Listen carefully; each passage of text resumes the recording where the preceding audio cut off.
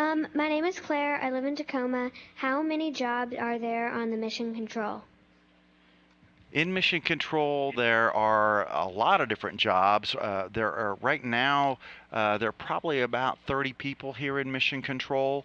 Their team is led by a flight director, and then that flight director is in charge of the entire team. And then each of these folks has a specific area that they work in, whether it's spacewalking or whether it's environmental control systems or communication systems, and that whole team works together here. And then in addition, there are back rooms, as we call them, where they have additional specialists that may have a particular part of that system that they are really expert at.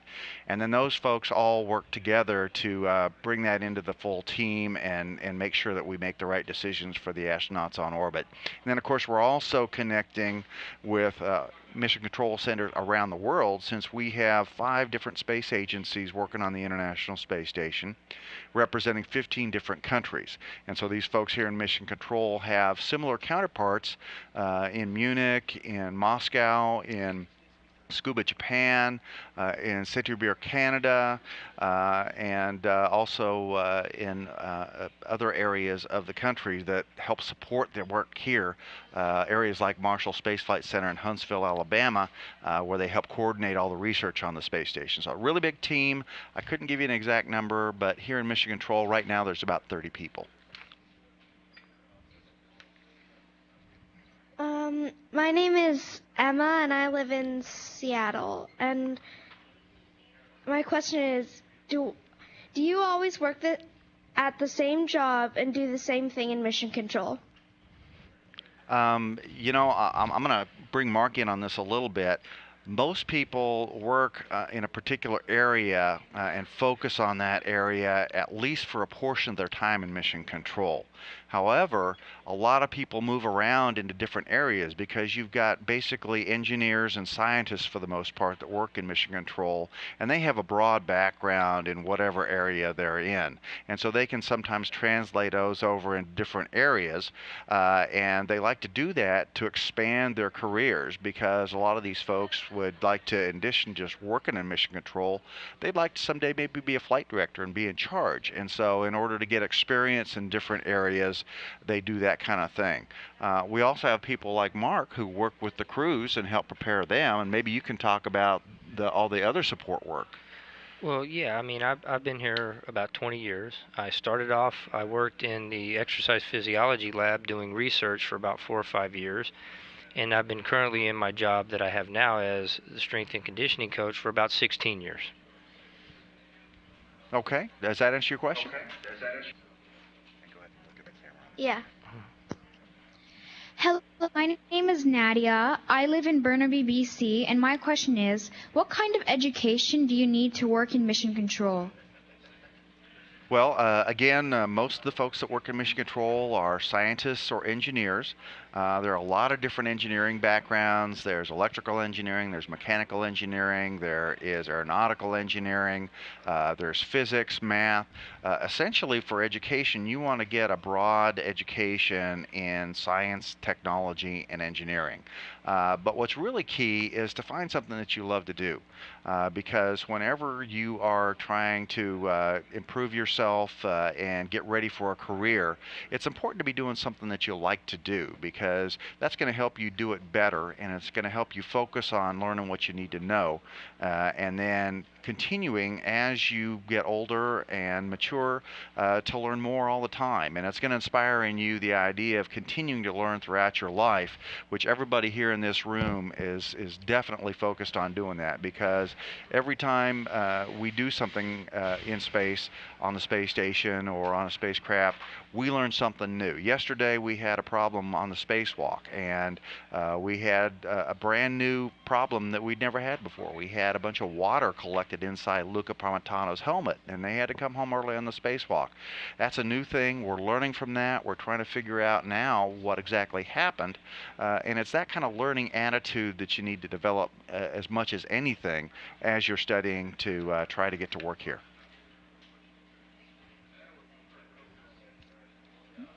My name is Jamie, and I live in Seattle. This is my question. Can people who work in mission control become astronauts and vice versa? As a matter of fact, yes. There are a number of astronauts who started out as flight controllers. Mark, you've worked with some of them. Maybe you can remember somebody who did that. You know, off the top of my head, I can't remember actually somebody. Well, I know Just that off the top of my head, I know can't. that Shannon Walker, one of the Oh, yeah. Houston native, and Mark's a Houston native too. She started out as a flight controller and worked a variety of different jobs here before she became an astronaut. I'm trying to think of others off the top of my head, but there have been 5 or 6 different astronauts at least. You also have, in here in Mission Control, you have flight surgeons, and there's been a few flight surgeons that have also moved from being a flight surgeon into the astronaut office as Right. well. Mike Barrett was a flight surgeon, and he moved into being an astronaut, spent 6 months on the space station. Tom Marshburn, who just got back from a 6-month stay on the space station as a doctor and was also a flight surgeon. So yes, definitely a lot of people work in mission control and then become astronauts. And then once you're an astronaut, you work in mission control often because you serve as a spacecraft communicator, talking with the team on orbit and in a way becoming a translator. Since you're an astronaut, you understand how an astronaut thinks and the kind of questions that an astronaut might have and how best to present the information that needs to go to the astronaut. And so we utilize them a lot to help relay information back and forth to the crews. Thank you. Hi, my name is Eula. I live on Mercer Island. Can you eat or drink or nap inside the mission control? Yes, you can. Not so much napping, but people do have to eat and drink throughout their day. And a lot of times when you see the pictures of us here in Mission Control on NASA television, you'll see folks that have cookies up on the back deck of their consoles, or they'll be eating their lunch. And it's kind of a catch as catch can kind of a thing. Everybody needs to eat. Mission control teams generally work about a 10-hour shift. They've got 8 hours worth of work that they do in the middle of the shift where they're the main person, but then they've got an hour before and after when they are handing off from their off-coming and ongoing team members, because this is a 24/7 operation over here, and you have to be able to share what happened on the previous shift so that you're ready to begin your next shift. And then when you go off, you got to make sure that your relief has all the information they need to do their jobs. And so we all bring our lunches here, and we usually eat them on console. We have very brief breaks here and there where we can leave the control room, but most of the time we have good communication with the space station, and so it's only you only get about 5 or 10 minutes per orbit. It takes 90 minutes for the space station to go around the world, and so about 5 or 10 minutes of that each orbit is your chance to go take a restroom break or grab something to drink. So you do have to kind of measure what you consume, because you don't want to have to run to the bathroom a lot. Thank you. I'm Sierma and I live in Seattle, and my question is, what has been the most exciting event that you have had to deal with while in mission control? Wow, I have been working in mission control myself for more than 20 years, and I've been involved in a lot of different events, some interesting spacewalks. You know, yesterday's spacewalk that got cut short was the second shortest spacewalk ever. It was an hour and 32 minutes long. I actually was here doing the voice of mission control work when Mike Fink did the shortest spacewalk ever. That was actually a Russian spacewalk. It was on Expedition 9 a number of years ago, and he got outside, and his life support system was not properly connected, and so he had to come back in after only about 10 minutes outside. That has to be one of the most exciting and interesting times I had here in mission control.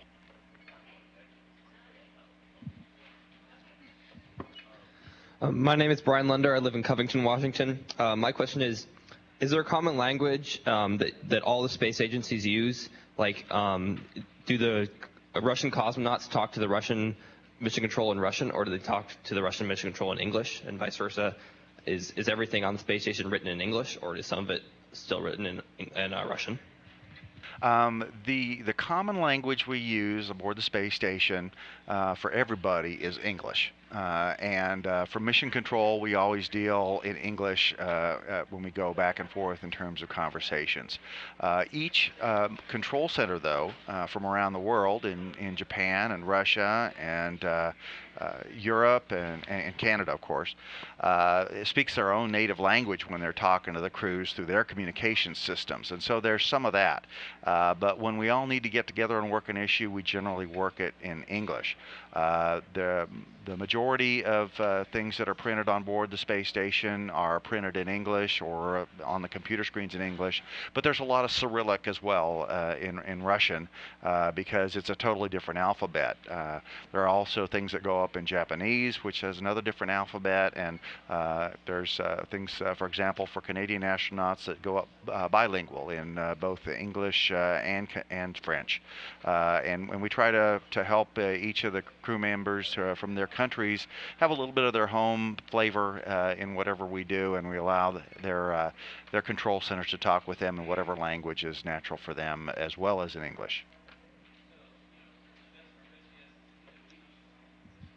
Hello, my name is Nick Mallett. I'm from Olympia, Washington. And hypothetically speaking, if a team of 16 is sent to Mars, how large of a support crew would be needed to need to be provided back on Earth at Mission Control to support them? Boy, that'd be a pretty big team to go to Mars. 16. That's a lot of mass to get into orbit and to get to Mars. One thing you need to remember about going there is it's going to take about 6 months, and if you can stop and think about how much food, water, air, and electricity we need to generate to do a mission that long, you're probably going to be looking at smaller crews, especially early on a trip to Mars. We're working all the time here to minimize the number of people that we have in mission control because having an efficient team work together doesn't always mean you have more people. We want to be able to access a lot of people who are experts in the different fields that are necessary to support the thing, but you don't necessarily want to have them on duty 24/7 all the time. So I would say probably you'd have a team similar to this kind of size that we have here in Mission Control with 20 or 30 people when there's a lot of activity going on and the crew's awake. But then on weekends and when the crew's sleeping, just like we do here for the International Space Station, we staff down, and there's just 2 or 3 people, a flight director and a couple of people that monitor a lot of different systems so that we can minimize the support requirements, both because you don't need them and also because it's expensive to have people working 24/7 for a long period. Hi, my name is Amanda Chalfont, and I'm from Issaquah, Washington. My question is, space travel is inherently risky, and how do you cope with those risks and assess what is or is not necessary for the ultimate goal of the mission? The main thing I would say is that what we talk a lot about mitigating risk. We know that there is risk that, as you say, is inherent in space flight and all the activities that are required to do that. There's risk in launching people on the top of our rockets. There's risk in having people live in a pressurized environment that could be damaged by orbital debris or a meteorite. There's risk in having people depend on systems to recycle their water and their air and to generate their electricity. And there's risk in doing maintenance activities when you have to go outside the space station like we saw yesterday. Things don't always work right. The key word is mitigating, and what we do is we have a very complex and mathematically based system for establishing probabilities of risk, and we try to manage and make sure that the probability of a problem that is a danger to the safety and well-being of the crew and to the accomplishment of the mission are managed at a level where we think that we can take care of anything that might come up out of the ordinary that we don't expect, because we know that those risks are there, and we also know that no matter how much you train, no matter how much you prepare, there's always something that you haven't thought of that is going to come up, and you're going to need to be ready to deal with it. And for that, we do training of the team here in Mission Control, of the astronauts that are on orbit. You know, Mark, I'm going to bring you in because physical training is a part of that too for the astronauts. You want to keep them healthy. And maybe you could talk a little bit about that since you're here. Well, one of the things that we look at is that we look at worst case scenarios a lot. So we're looking at emergency egress situations, emergency EVA situations, things like that. So we always have to have them in a state of preparedness from a physical fitness standpoint or a functional standpoint to be able to do their job for whatever that may be. Even on landing, you know, if they land off course, 4 or 5 hours, you know, off course, and they have to get out of capsule and on their own without help and set up a camp to get the beacon set up so they can find out where they are, anything like that. I mean, they have to be physically able to do those things. So part of my job is to make sure they can do those things. Okay. And so essentially it's kind of like being in the Scouts. Preparedness is the main thing, and you want to train for any potential thing that could go wrong, and then you know you prepare for the worst and hope for the best, and try to manage that risk as best you can. Hi, my name is Adrian Wang. I'm from Bellevue, Washington. My question is, can you share more information about the recent helmet leak and how Mission Control responded to the emergency? You know, that's a really good example of how this team comes together when there is an unexpected problem. Yesterday, everything was going just exactly as we had expected it in the preparations for the spacewalk. Chris Cassidy and Luca Parmitano had checked out their spacesuits, and because they had just done a spacewalk a week ago, and it all went fine. Accomplished all the objectives and then some. So the team here had already been doing a lot of work to replan for this spacewalk that was planned yesterday, because they had taken care of so many of the get-ahead tasks that they were able to add some new tasks into what was planned for yesterday. And then when they stepped out the door, everything seemed to be going fine. And then Luca mentioned that he had some water inside of his helmet, and that he didn't think it was going to be a problem. They finished their first job, both Chris and Luca did. And then because your buddy system, kind of like when you're diving undersea, Chris went over to check on Luca because he was reporting this water problem, and he started having some problems with his ability to communicate, and that there was a sensor that showed that tracks carbon dioxide levels inside the space station. The folks here in Mission Control saw that wasn't working properly. And so Chris took a look inside Luca's helmet, and he saw a lot more water than Luca even knew was in there. And at that point, they reported that to Mission Control, and the EVA team told the flight director, Dave Korth, that, hey, we think this is a problem that we're not going to be able to continue doing the spacewalk. And so we recommend that you guys bring him in early. And Dave Korth said, yeah, you're right, let's go ahead and get him in before this gets to be a serious problem. And so they did that, and they had trained well in procedures to get them in quickly. They had Luca come right into the airlock immediately and get him started. They had Chris do a couple of cleanup tasks, because you can't put 2 people through a door that small at the same time. So he did the cleanup and lash things down temporarily, and then he came back in so he could help Luca, and they could close the hatch and get back inside. And then this team worked together through established procedures, a plan that had been discussed at length and practiced both by the crew and by the team here in Mission Control.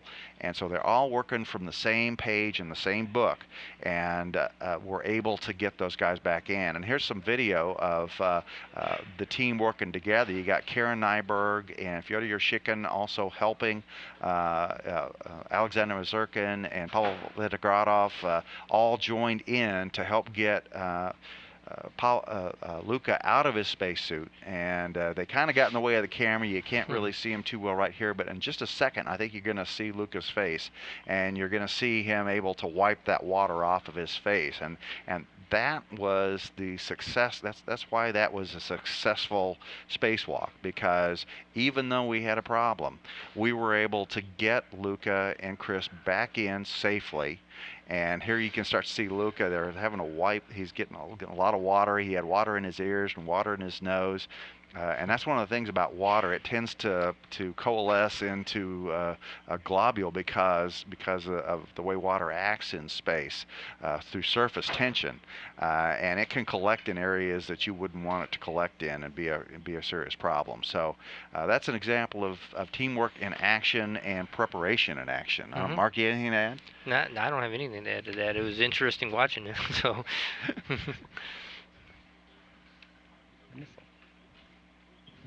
Hi, my name is Clay. Excuse me. I live in Edmonds, and my question is, what do you think, by your opinion, was the scariest moment in Mission Control? You know, I got to be honest. We don't get scared in Mission Control much. There are scary things happen, but we train so much and we practice so much and we study so much all of the systems that we work with that fear doesn't enter into it a whole lot. You have those moments when you say, "Uh-oh." But then your training kicks in and you start working the problem, and you focus your efforts on figuring out what you need to do, the order you need to do it in, what other potential problems could be associated with what's going on, and how you keep the entire crew safe, and how you make sure that you try to accomplish the mission that you're doing. So I don't think there really is a whole lot of fear here in Mission Control. There's some trepidation, and there's some immediate being startled when you have a problem like that. But training kind of kicks in, and you don't worry so much about it. You work to get the job done. Mark, anything to add there? You work with these astronauts in training all the time. Yeah, but I'm not in Mission Control, so it's very different from me, from you guys. So I don't really see anything in my normal day that startles me. You know, a piece of hardware breaks, we just figure out how to fix the hardware and go back to doing what we need to do. So, you know, that's about it. Okay. I'm sorry, not a really exciting answer about fear, because we kind of train it out of ourselves. Hello, my name is Josh. I'm from Gig Harbor, Washington, and my question is, we have recently learned that one of the dangers of the Mars mission would be boredom for the astronauts. And so what do astronauts on the International Space Station do to keep themselves busy and entertained when they have like some sort of free time? Well, if they do have free time. The favorite thing when they have free time is to look out the window at the Earth below. There's no doubt about that. We have a special module called the cupola, which is basically a 360-degree bay window. And there are 7 different windows, a big round one in the middle, and then 6 trapezoidal windows around it. And it gives you a 360-degree view of the Earth. And any astronaut I've ever talked to says whenever they get spare time, the number one thing they want to go do is go out and look at the Earth. Now, you got to remember that half the time they're going around the planet, it's dark. And so if you're over the Pacific Ocean, there may not be a lot to look at. And so they do have other things they like to do. They can watch movies on orbit. They can read books. They have multiple different ways of communicating with their friends and family on the ground. They have an IP Internet Protocol telephone that they can call down and talk to their friends and family. They have email that they can share messages with. They have a crew support internet local area network that they can actually access the network here, the internet here on Earth, somewhat directly, and go off and they can post tweets and Facebook things and do that. It's a little slower than your regular network is, but because of the limitations of the downlink capability on the space station, but it does allow them to have a lot of interaction with folks on the ground. And they enjoy each other's company. They enjoy learning about different cultures because there are so many different cultures involved in the space station, the different crew members and their backgrounds. And so I would say probably enjoying each other's company and becoming a team and continuing to work as a team and looking out the window are the most interesting things for them. Hi, I'm Hans Martin. I'm from Yakima, Washington. And where is the ISS right now? I'm going to look over my shoulder. Right now, the International Space Station is orbiting over the Gulf of Mexico, just off the coast of Florida. One quick question. How do you wake the crew up in the morning? Is there a special protocol for that? Is there an alarm clock? Different crews do that differently. It's kind of a personal preference thing. In the shuttle days, we used to wake the crews up with morning wake-up music. But on the space station, we generally don't do that. They have alarms that they can set on board for themselves, but no special notes. We do have a daily planning conference that starts the day, but that's about an hour and a half after the crew wakes up. But that's always something that they want to make sure that they're ready for. And in talking to different astronauts, some of them wake up early. Some of them wake up just right before the daily planning conference, but they've got an hour and a half worth of time where they can have a morning meal and talk about themselves and amongst themselves, I should say. And they do a preliminary inspection of the different areas of the space station, making sure everything's good. But no main wake-up call. It kind of depends on the crew and how they want to do it themselves. All right, so I understand that's all the time we have for today. I want to thank Mark Guilliams for being here with us today. And I want to thank you all for your great questions. I understand you've got a great exhibit there with the full fuselage trainer from the space shuttle. And Destination Station, I believe, is at your museum. I hope you take an opportunity to go see it. Thanks again. Thank you.